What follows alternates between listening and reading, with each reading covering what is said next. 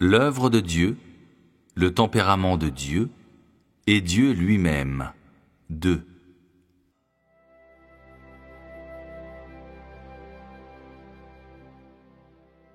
Au sujet de Job.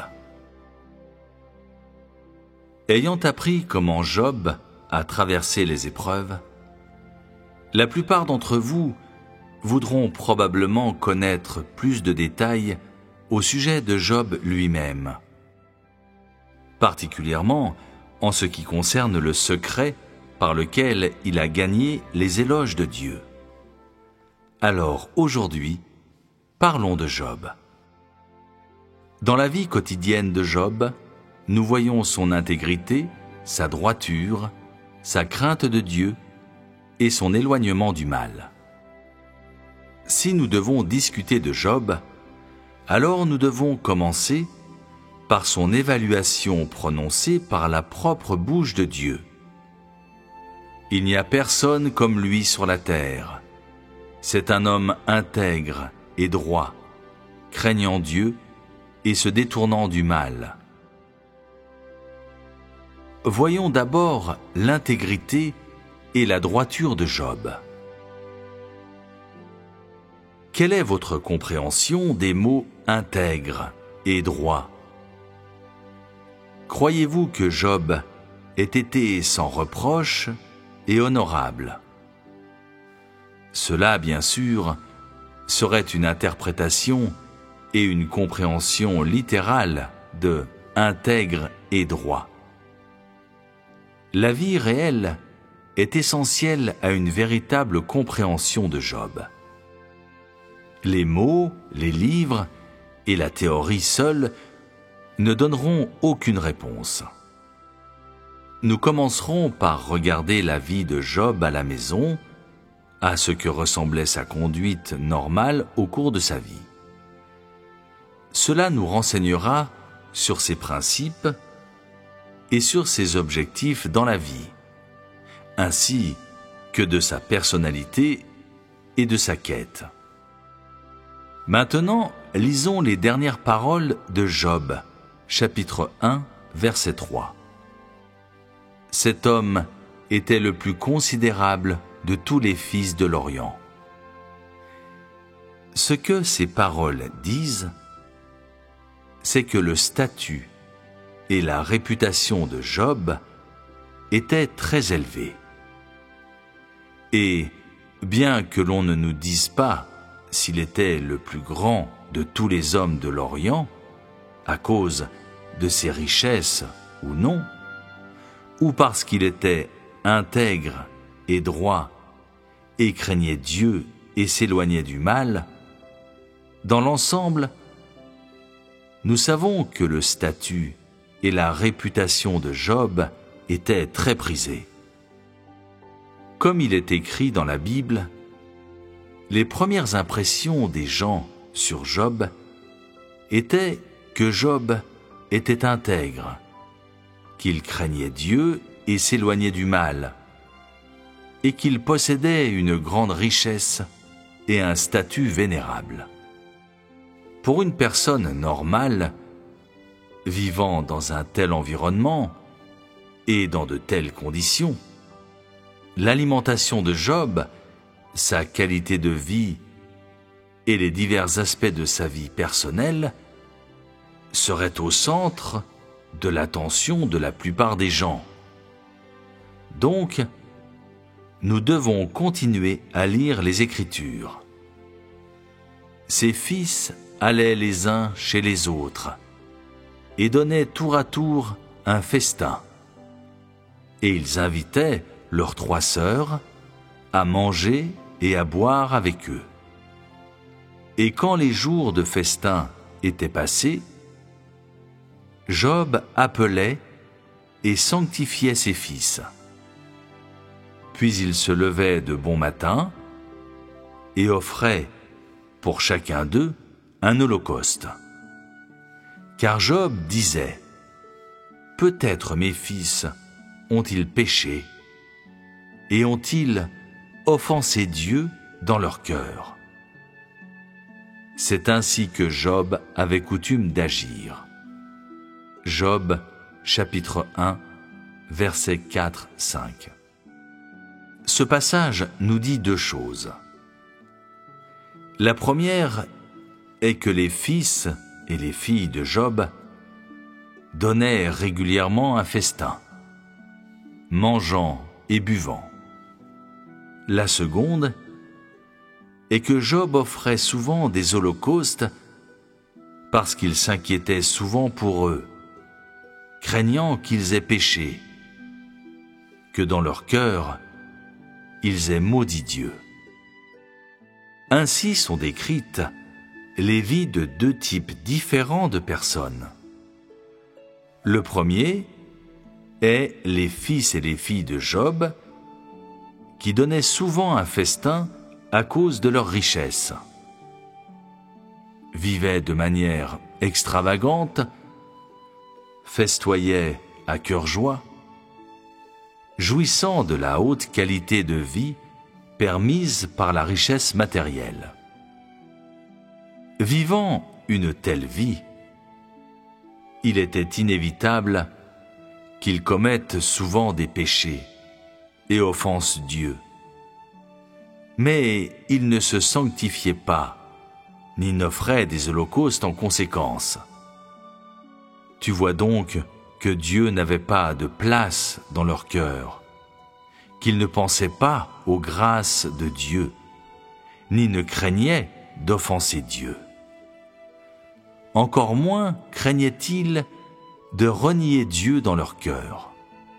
Bien sûr, notre attention ne porte pas sur les enfants de Job, mais sur ce que Job a fait face à de telles choses. C'est l'autre sujet décrit dans le passage et qui concerne la vie quotidienne de Job et l'essence de son humanité. Quand la Bible décrit le festoiement des fils et des filles de Job, il n'y a aucune mention de Job. On dit seulement que ses filles et ses fils mangeaient et buvaient ensemble. En d'autres termes, il ne donnait pas de festin et ne se joignait pas à ses fils et à ses filles pour manger avec extravagance. Bien que riche et possédant beaucoup de biens et de serviteurs, Job ne menait pas une vie luxueuse. Il n'était pas séduit par son environnement de vie superlatif, et il ne se rassasiait pas des plaisirs de la chair, ou n'oubliait pas d'offrir des holocaustes à cause de sa richesse. Encore moins, cela l'amenait-il à s'éloigner de Dieu dans son cœur. Évidemment, alors, Job était discipliné dans son style de vie, et n'était pas cupide ou hédoniste, et il n'était pas obsédé par la qualité de vie comme conséquence des bénédictions que Dieu lui accordait. Au contraire, il était humble et modeste, et prudent et circonspect devant Dieu. Il pensait souvent aux grâces et aux bénédictions de Dieu, et craignait Dieu continuellement. Dans sa vie quotidienne, Job se levait souvent de bon matin afin d'offrir des holocaustes pour ses fils et ses filles. En d'autres termes, non seulement Job craignait Dieu, mais il espérait aussi que ses enfants également craindraient Dieu et ne pécheraient pas contre Dieu. La richesse matérielle de Job n'avait aucune place dans son cœur et ne prenait pas la place de Dieu. Que ce soit pour lui ou pour ses enfants, les actions quotidiennes de Job étaient toutes liées à la crainte de Dieu et à l'éloignement du mal. Sa crainte de l'Éternel Dieu ne se limitait pas à des discours, mais était mise en action et reflétée dans chaque partie de sa vie quotidienne. Cette conduite réelle de Job nous montre qu'il était honnête et possédait une essence qui aimait la justice et des choses positives. Que Job ait souvent appelé et sanctifié ses fils et ses filles signifie qu'il n'autorisait ni n'approuvait le comportement de ses enfants. Au contraire, dans son cœur, il en avait assez de leur comportement et les condamnait. Il avait conclu que le comportement de ses fils et de ses filles ne plaisait pas à l'Éternel Dieu, et ainsi il les appelait souvent pour qu'ils se présentent devant l'Éternel Dieu et confessent leurs péchés. Les actions de Job nous montrent un autre côté de son humanité, celui où il ne marchait jamais avec ceux qui péchaient et offensaient Dieu souvent. Mais à la place, il s'éloignait d'eux et les évitait. Même si ces gens étaient ses fils et ses filles, il n'a pas abandonné ses propres principes, parce qu'ils étaient sa propre famille. Et il n'a pas encouragé leurs péchés à cause de ses propres sentiments. Plutôt, il les a exhortés à se confesser et à gagner l'indulgence de l'Éternel Dieu. Et il les a avertis de ne pas abandonner Dieu pour leur propre plaisir cupide. Les principes de la façon dont Job a traité les autres sont inséparables des principes de sa crainte de Dieu et de son éloignement du mal. Il aimait ce qui était accepté par Dieu, et il détestait ce que Dieu répugnait. Et il aimait ceux qui craignaient Dieu dans leur cœur, et il détestait ceux qui commettaient le mal ou péchaient contre Dieu. Cet amour et ce dégoût étaient démontrés dans sa vie quotidienne, et c'était la droiture même de Job vue par les yeux de Dieu. Naturellement, c'est aussi l'expression et le vécu de la vraie humanité de Job dans ses relations avec les autres, dans sa vie quotidienne, que nous devons apprendre. Les manifestations de l'humanité de Job au cours de ces épreuves. Comprendre l'intégrité, la droiture, la crainte de Dieu et l'éloignement du mal chez Job au cours de ces épreuves. Ce sur quoi nous venons de partager est les différents aspects de l'humanité de Job qui ont été exposés dans sa vie quotidienne avant ces tests. Sans aucun doute, ces diverses manifestations permettent de commencer à se familiariser à la droiture, à la crainte de Dieu et à l'éloignement du mal par Job, et à les comprendre, et fournissent naturellement une affirmation initiale. La raison pour laquelle je dis initiale est que la plupart des gens n'ont pas encore une compréhension réelle de la personnalité de Job et de la mesure avec laquelle il a poursuivi la voie d'obéissance à Dieu et de la crainte de Dieu. Autrement dit, la compréhension de Job qu'ont la plupart des gens ne va pas au-delà de l'impression quelque peu favorable que lui procurent ces paroles dans la Bible. L'Éternel a donné et l'Éternel a ôté. Que le nom de l'Éternel soit béni. Et nous recevons de Dieu le bien. Et nous ne recevrions pas aussi le mal. Ainsi, nous avons grand besoin de comprendre comment Job a vécu son humanité en subissant les épreuves de Dieu.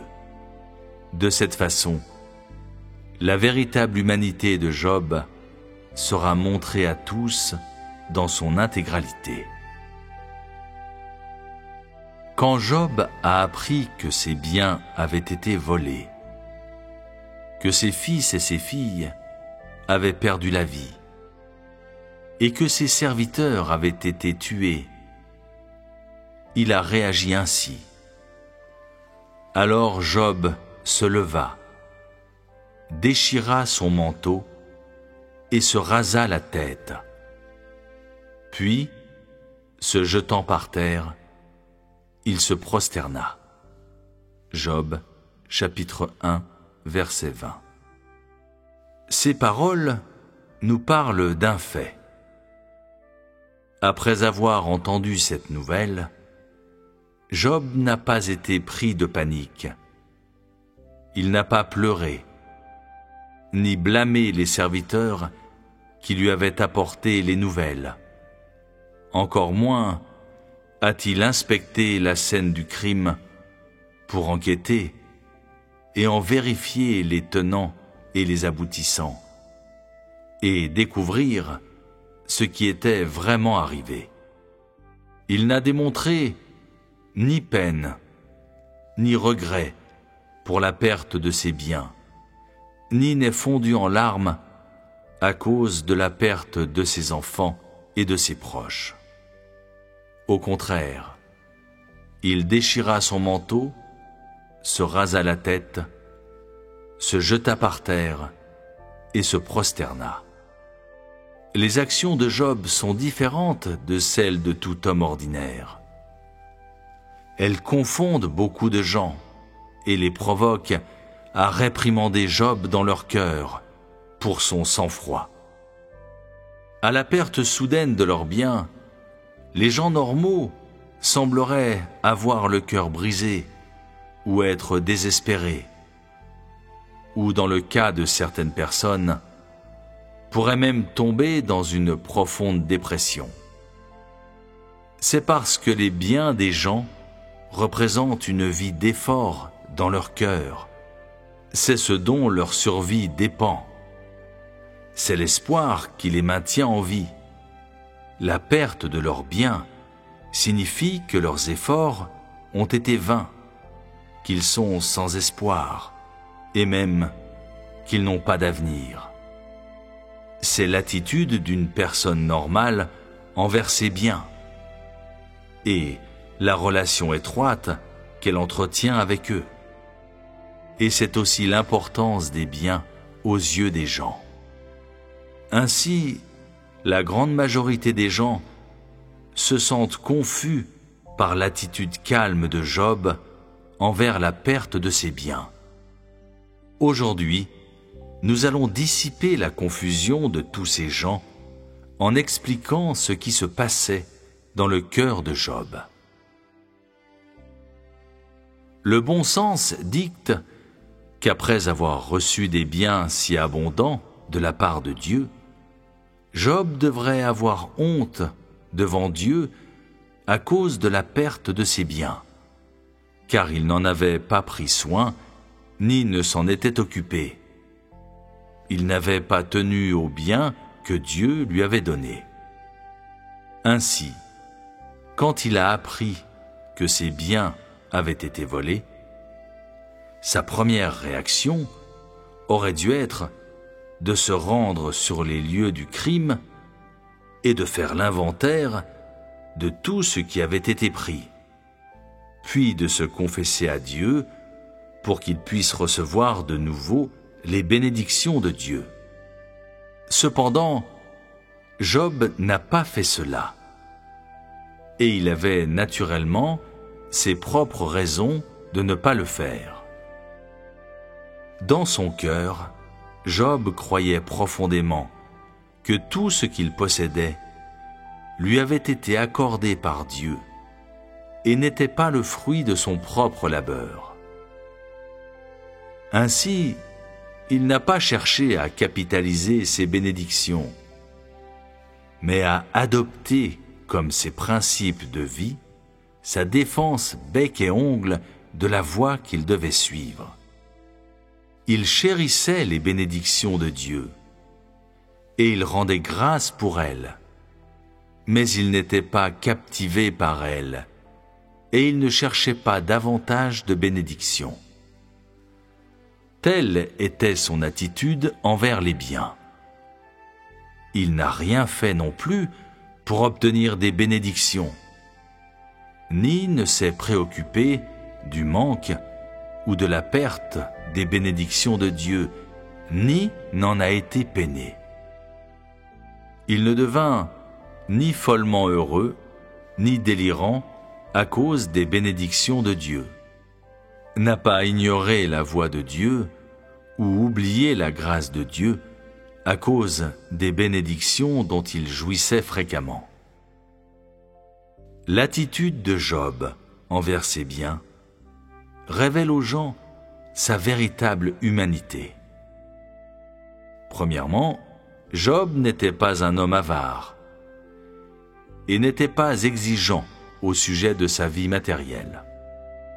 Deuxièmement, Job ne s'est jamais inquiété de ce que Dieu lui enlève tout ce qu'il avait, ni ne l'a craint, ce qui était son attitude d'obéissance envers Dieu dans son cœur. C'est-à-dire, il n'avait aucune exigence ou réclamation au sujet du moment où Dieu le dépouillerait, ni au sujet de la possibilité que Dieu le fasse, et n'en a pas demandé la raison, mais a seulement cherché à obéir aux arrangements de Dieu. Troisièmement, il n'a jamais cru que ses biens provenaient de ses propres labeurs, mais qui lui étaient conférés par Dieu. C'était la foi de Job en Dieu, et c'est une indication de sa conviction. L'humanité de Job et sa véritable quête quotidienne sont-elles clarifiées dans ce résumé en 3 points. L'humanité et la quête de Job faisaient partie intégrante de sa conduite calme quand il a fait face à la perte de ses biens. C'était précisément à cause de sa quête quotidienne que Job avait la stature et la conviction qu'il fallait pour dire « L'Éternel a donné et l'Éternel a ôté. Que le nom de l'Éternel soit béni durant les épreuves de Dieu. » Ces paroles ne surgirent pas du jour au lendemain, ni ne venaient juste de passer par la tête de Job. Elles étaient ce qu'il avait vu et acquis au cours de nombreuses années d'expérience de la vie. Comparé à tous ceux qui ne recherchent que les bénédictions de Dieu et qui craignent que Dieu ne les dépouille, qui le détestent et s'en plaignent, l'obéissance de Job n'est-elle pas très réelle?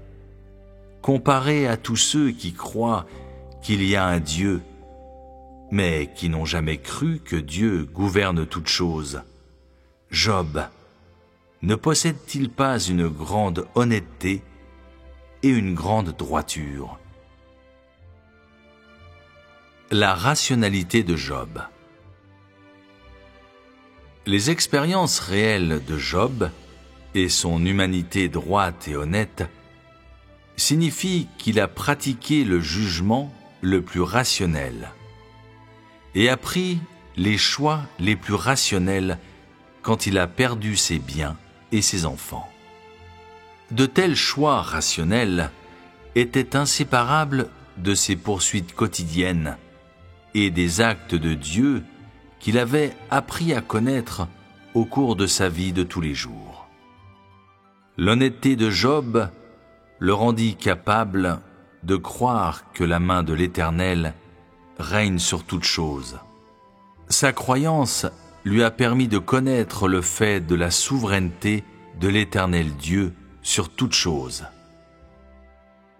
Ces connaissances le rendaient désireux et capable d'obéir à la souveraineté et aux arrangements de l'Éternel Dieu. Son obéissance lui permettait d'être de plus en plus vrai dans sa crainte de l'Éternel. Sa crainte le rendait de plus en plus réel dans son éloignement du mal. En fin de compte, Job est devenu intègre parce qu'il craignait Dieu et s'éloignait du mal. Et son intégrité le rendit sage et lui donna la plus grande rationalité. Comment devrions-nous comprendre ce mot « rationnel » ? Une interprétation littérale lui donne la signification d'avoir du bon sens, d'être logique et raisonnable dans sa pensée, d'avoir des mots, des actions et un jugement sain, et de posséder des normes morales saines et régulières. Pourtant, la rationalité de Job n'est pas si facile à expliquer. Quand on dit ici que Job possédait la plus grande rationalité, c'est en rapport avec son humanité et sa conduite devant Dieu.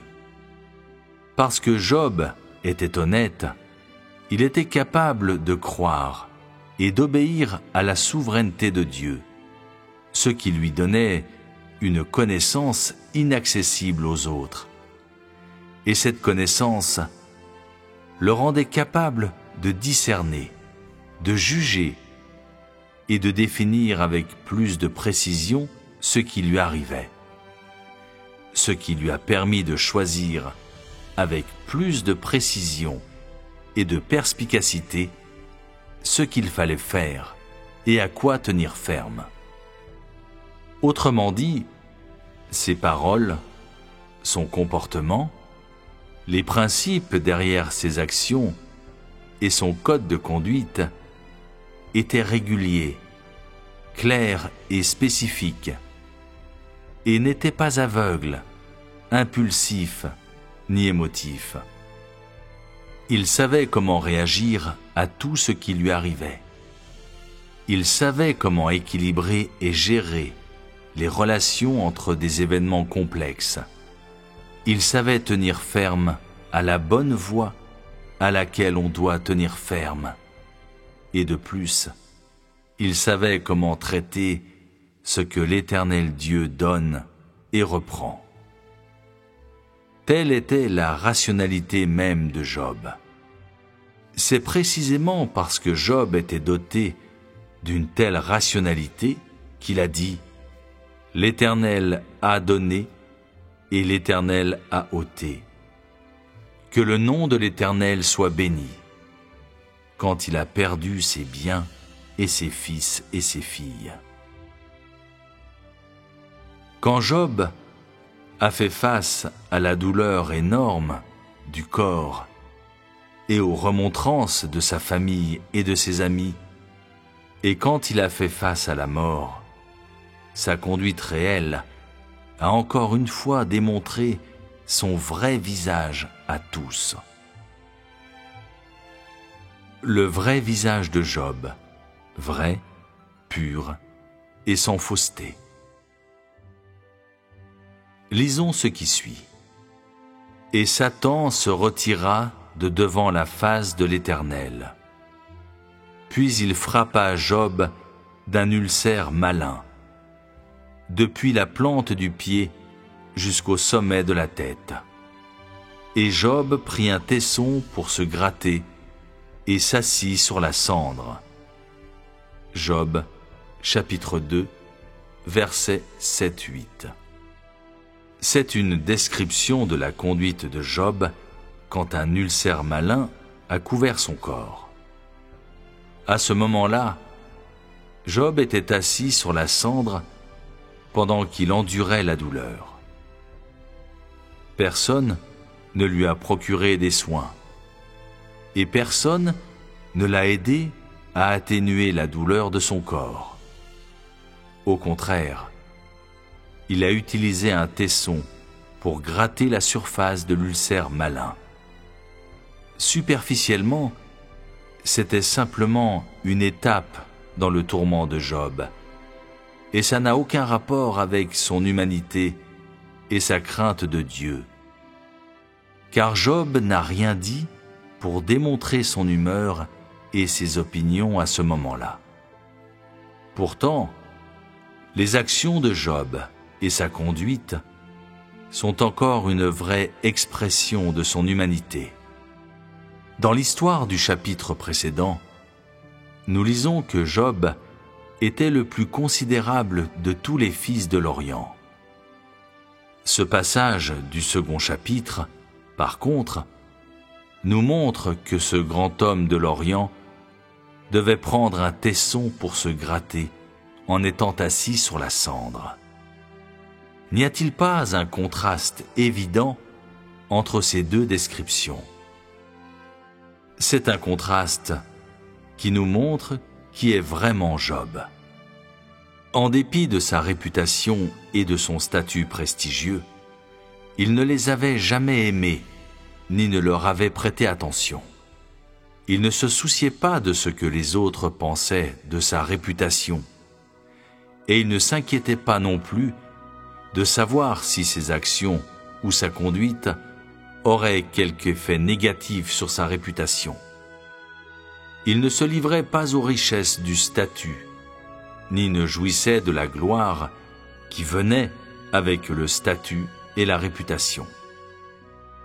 Il se souciait seulement de sa valeur et de la signification de sa vie aux yeux de l'Éternel Dieu. L'être vrai de Job était son essence même. Il n'aimait pas la gloire et la fortune, et ne vivait pas pour la gloire et la fortune. Il était vrai, pur et sans fausseté. La séparation de l'amour et de la haine par Job. Un autre aspect de l'humanité de Job est démontré dans cet échange entre lui et sa femme. Sa femme lui dit : « Tu demeures ferme dans ton intégrité. Maudis Dieu et meurs. » Mais Job lui répondit : « Tu parles comme une femme insensée. Quoi ? Nous recevons de Dieu le bien, et nous ne recevrions pas aussi le mal. » Job, chapitre 2, versets 9-10. Voyant le tourment qu'il subissait, la femme de Job essaya de conseiller Job pour l'aider à échapper à son tourment. Et pourtant, les bonnes intentions ne gagnèrent pas l'approbation de Job. Au contraire, elles ont suscité sa colère, car elle niait sa foi en l'Éternel Dieu et l'obéissance envers lui, et niait également l'existence de l'Éternel.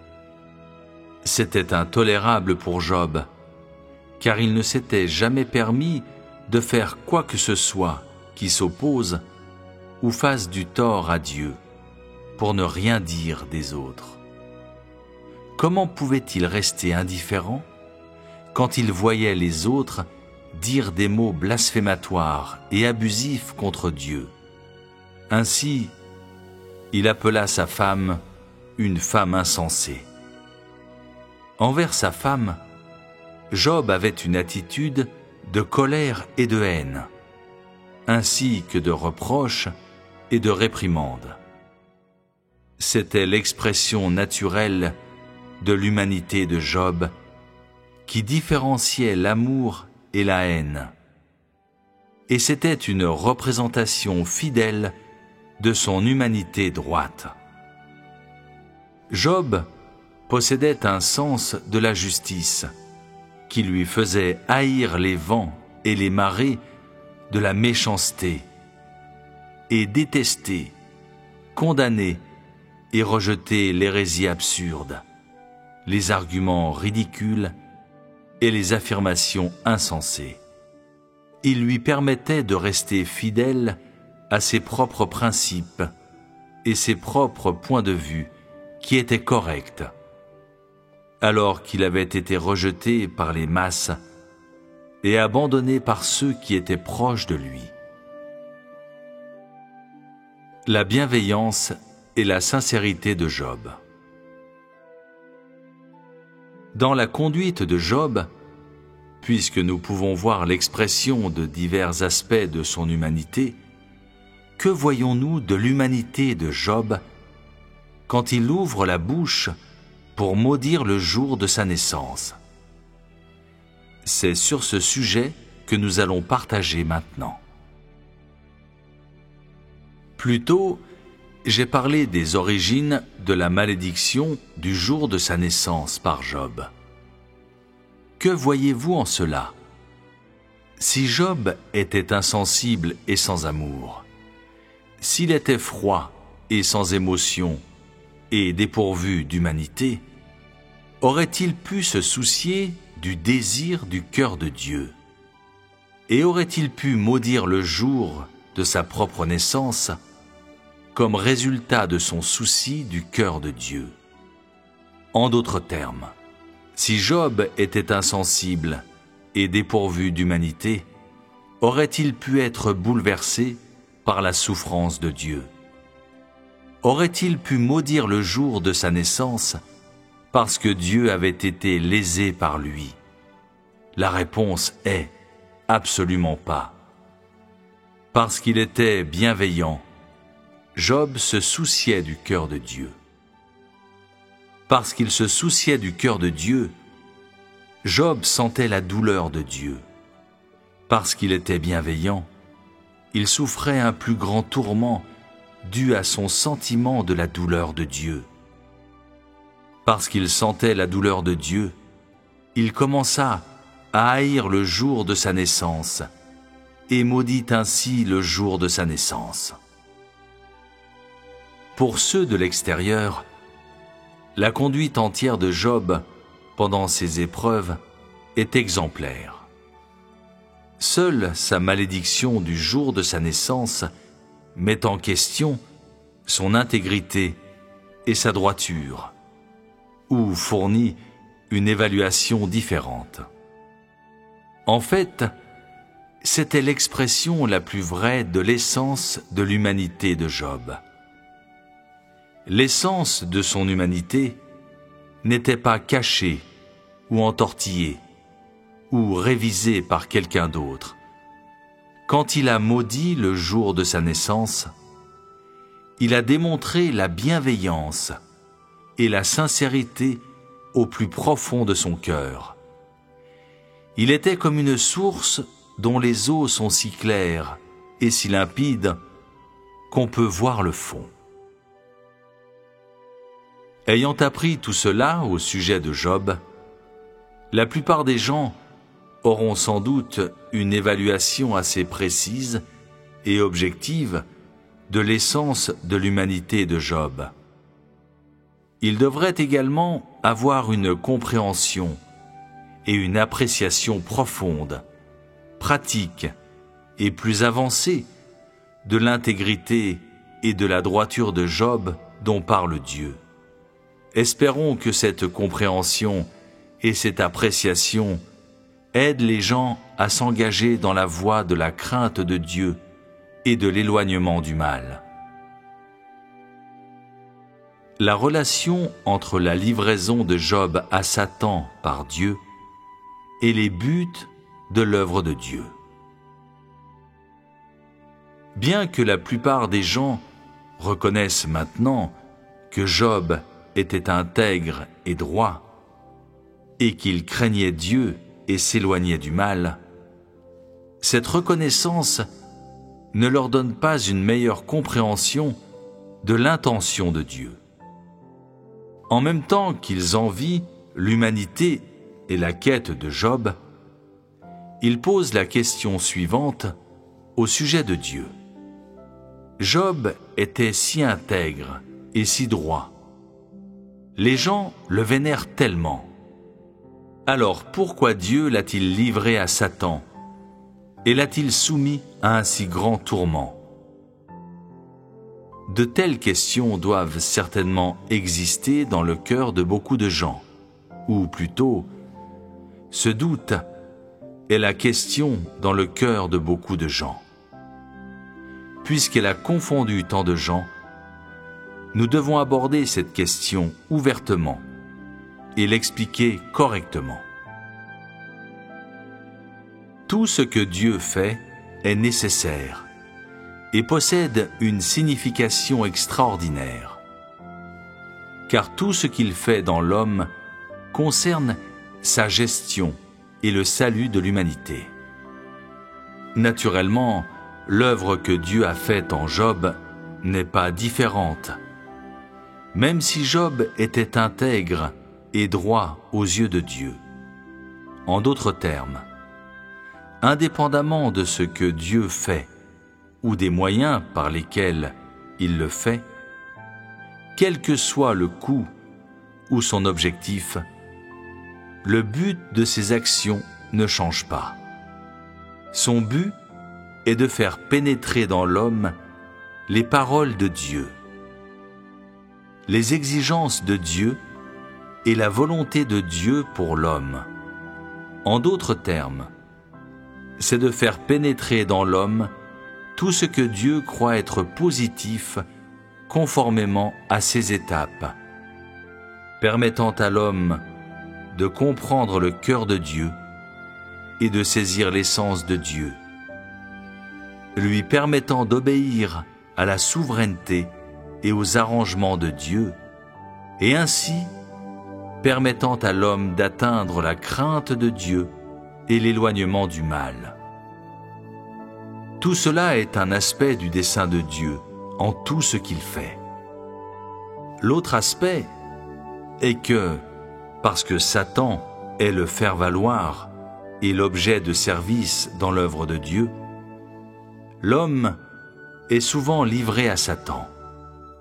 C'est le moyen que Dieu utilise pour permettre aux gens de voir la méchanceté, la laideur et le mépris de Satan parmi les tentations et les attaques de Satan, amenant ainsi les gens à haïr Satan et à être capables de connaître et de reconnaître ce qui est négatif. Ce processus leur permet de se libérer graduellement du contrôle de Satan et des accusations, de l'interférence et des attaques de Satan, jusqu'à ce que, grâce aux paroles de Dieu, grâce à leur connaissance de Dieu et à leur obéissance à Dieu, à leur foi en Dieu et à leur crainte de Dieu, ils triomphent des attaques de Satan et triomphent des accusations de Satan. Alors seulement ils auront été complètement délivrés du domaine de Satan.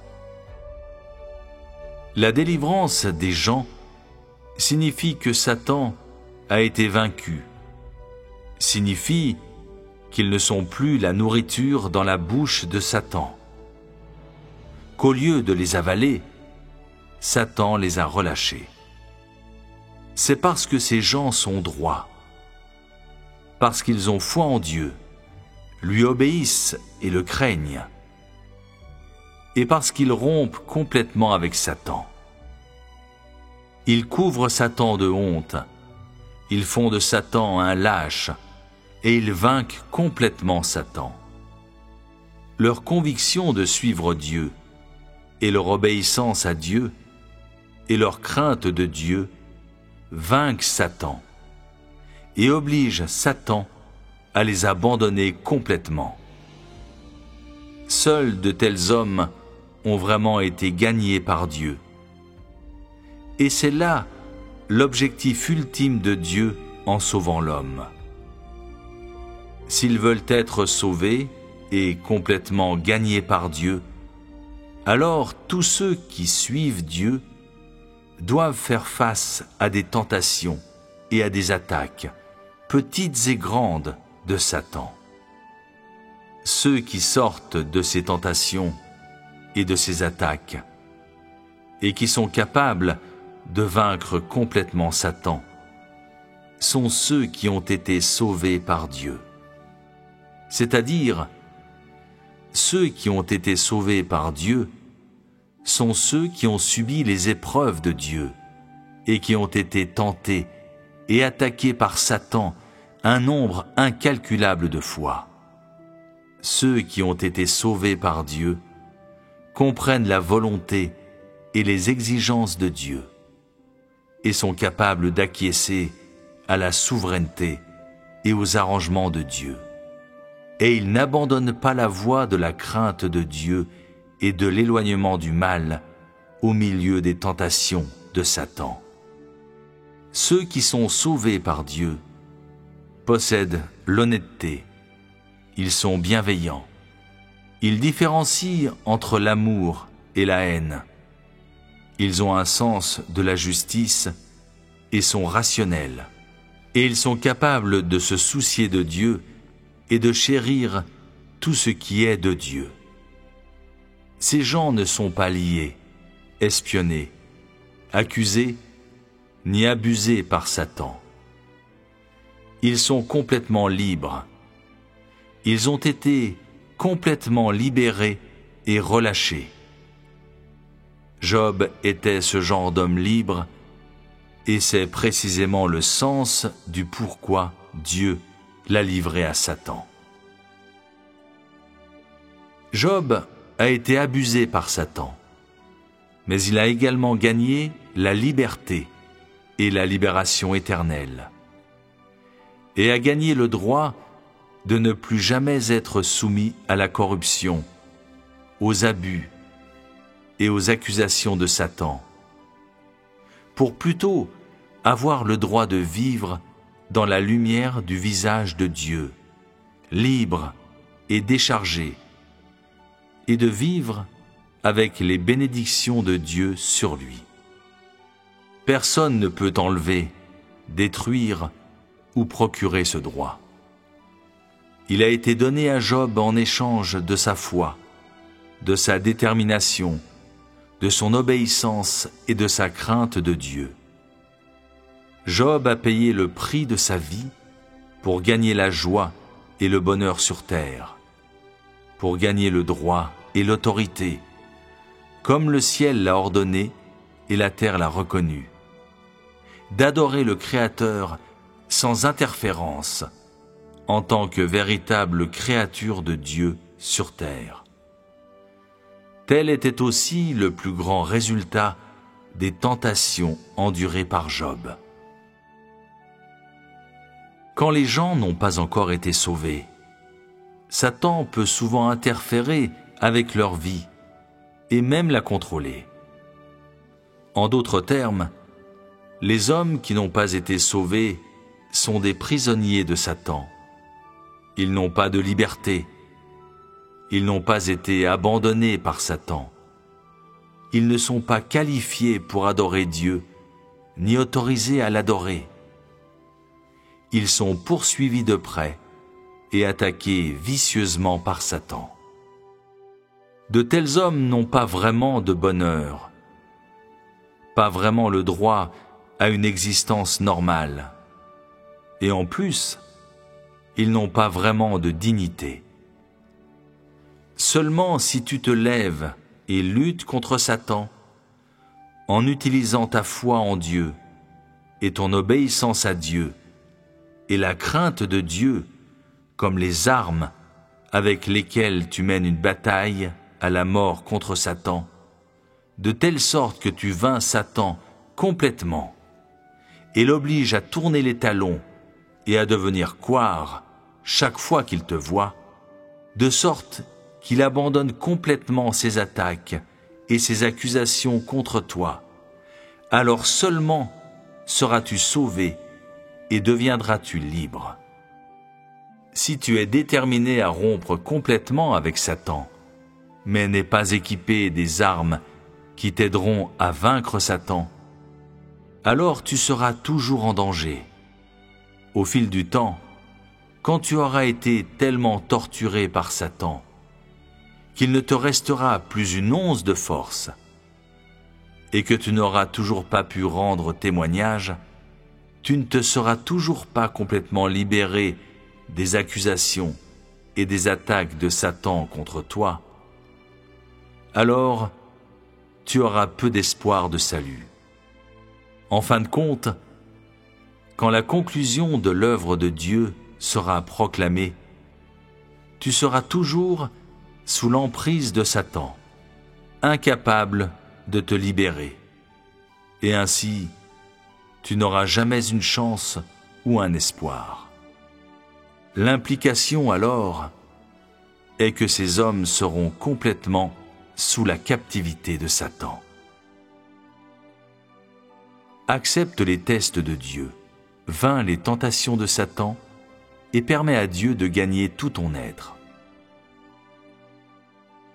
Pendant l'œuvre de son approvisionnement et de son soutien permanent de l'homme, Dieu révèle à l'homme toute sa volonté et toutes ses exigences, et montre ses actes, son tempérament et ce qu'il a et est à l'homme.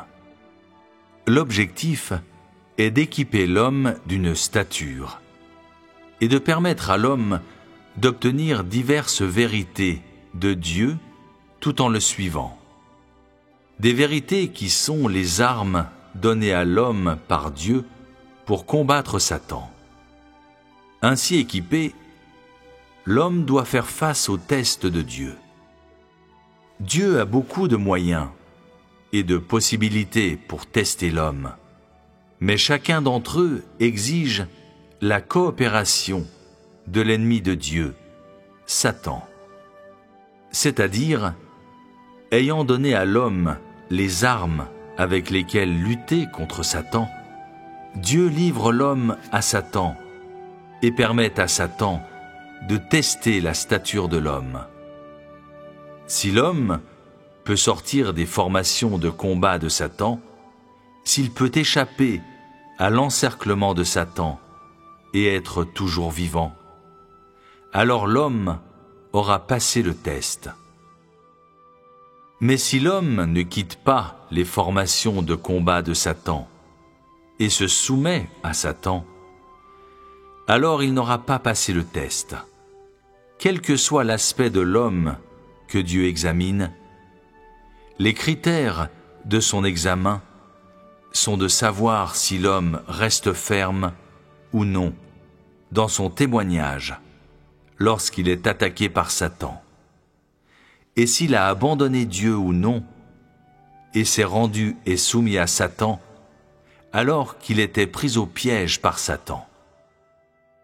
On peut dire que si l'homme peut être sauvé ou non, dépend de sa capacité ou non de vaincre Satan et de l'écraser, et s'il peut ou non obtenir la liberté, dépend de savoir s'il est capable ou non de porter par lui-même les armes qui lui sont données par Dieu pour vaincre l'esclavage de Satan, faisant que Satan perde tout espoir et le laisse tranquille. Si Satan perd l'espoir et abandonne quelqu'un, cela signifie que Satan n'essaiera plus jamais d'enlever cette personne à Dieu, n'accusera plus jamais cette personne et n'interférera plus avec elle, ne la torturera plus jamais ou ne l'attaquera plus jamais arbitrairement. Seul quelqu'un de ce genre aura vraiment été gagné par Dieu. C'est tout le processus par lequel Dieu gagne les gens. L'avertissement est l'éclairage légué aux générations suivantes par le témoignage de Job. En même temps que la compréhension du processus par lequel Dieu gagne complètement quelqu'un, les gens comprendront aussi les buts et la signification de la livraison de Job à Satan par Dieu. Les gens ne sont plus perturbés par le tourment de Job et ont une nouvelle appréciation de sa signification. Ils ne s'inquiètent plus de savoir s'ils seront eux-mêmes soumis ou non à la même tentation que Job, et ne s'opposent plus aux épreuves de Dieu, ni ne les rejettent quand elles adviennent. La foi de Job, son obéissance et son témoignage pour vaincre Satan ont été une source d'aide et d'encouragement très grand pour les gens. En Job, ils voient de l'espoir pour leur propre salut et voient que par la foi, l'obéissance et la crainte de Dieu, il est tout à fait possible de vaincre Satan et de l'emporter sur Satan. Ils voient que tant qu'ils acceptent la souveraineté et les arrangements de Dieu et possèdent la détermination et la foi de ne pas abandonner Dieu après avoir tout perdu, alors ils peuvent couvrir Satan de honte et le vaincre. Et ils voient qu'ils n'ont besoin que de la détermination et de la persévérance pour tenir ferme dans leur témoignage, même si cela signifie perdre leur vie, pour que Satan soit intimidé et batte rapidement en retraite. Le témoignage de Job est un avertissement pour les générations futures, et cet avertissement leur indique que s'ils ne vainquent pas Satan, ils ne seront jamais capables de se débarrasser des accusations et de l'interférence de Satan. Et ils ne pourront jamais échapper aux abus et aux attaques de Satan. Le témoignage de Job a éclairé les générations à venir. Cet éclairage enseigne aux gens qu'ils peuvent craindre Dieu et s'éloigner du mal seulement s'ils sont intègres et droits. Il leur enseigne qu'ils peuvent porter un témoignage fort et retentissant pour Dieu, seulement s'ils craignent Dieu et s'éloignent du mal. Ils ne pourront jamais être contrôlés par Satan et vivre sous la direction et la protection de Dieu que s'ils portent un témoignage fort et retentissant à Dieu. Et alors seulement ils seront vraiment sauvés. La personnalité de Job et la quête de sa vie devraient être imitées par tous ceux qui cherchent le salut. Ce qu'il a vécu pendant toute sa vie et sa conduite durant ses épreuves est un trésor précieux pour tous ceux qui poursuivent la voie de la crainte de Dieu et de l'éloignement du mal.